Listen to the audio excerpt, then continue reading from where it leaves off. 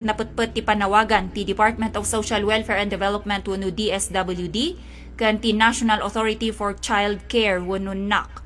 Kadagiti social media platforms, partikular iti Meta, amas nga istriktuan ti panangbantay kontra iti agwarwaras nga online baby selling ken ti illegal nga adoption dagiti grupo. Sigon ken ni Rowena Makalintal manipud iti NACC, makiko-koordinardan iti PNP Women and Children's Protection Center tapno tutukan dagiti Facebook groups ang mangyar-aramid iti negosyo kadagiti maladaga. Iti report, dumandanon iti 8,000 hanggang 130,000 ti presyo ti maysa nga ubing kadagiti grupo nga daan iti 13,000 nga miyembro.